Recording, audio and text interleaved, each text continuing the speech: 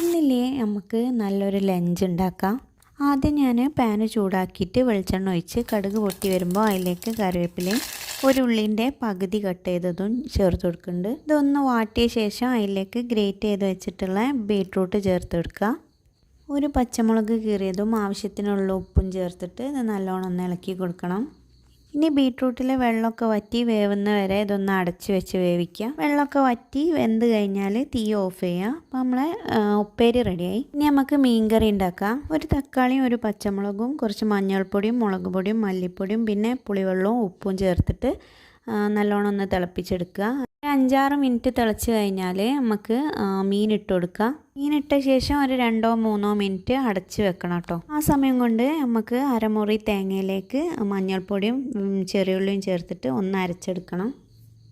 അപ്പോഴേക്ക് മീനൊക്കെ നല്ലോണം വെന്തിട്ടുണ്ടാവും. ഇനി നമ്മൾ അരച്ചെടുത്ത തേങ്ങ കറിയിലേക്ക് ഒഴിച്ചു കൊടുക്കാം.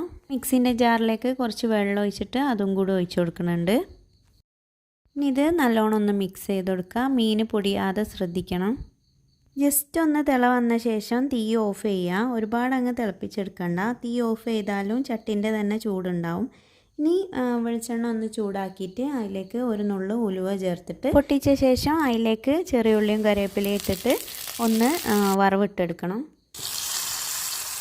അത് നമ്മളെ അടിപൊളി ആവോലിക്കറി റെഡിയായി. ഇനി ഇതൊന്ന് അടച്ച് വെക്കാം. ഇനി നമുക്ക് മീനും കൂടി ഒന്ന് ഫ്രൈ ചെയ്തെടുക്കണം.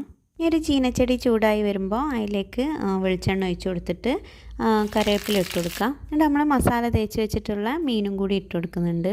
മുളക് പൊടി, മഞ്ഞൾപ്പൊടി, പെരുംജീരകം പൊടി, അതേപോലെ ഉപ്പ്, ചെറുനാരങ്ങ നീര്, വെളുത്തുള്ളി ചതച്ചത് ഇത്രയും ചേർത്തിട്ട് മസാല തേച്ച് വെച്ച മീനാണ് കേട്ടത്. അപ്പോൾ അൽഹംദുലില്ലാ ഇന്നത്തെ ഒരു ദിവസത്തെ ലഞ്ചും ഇവിടെ റാഹത്തായി കഴിഞ്ഞിട്ടുണ്ട്.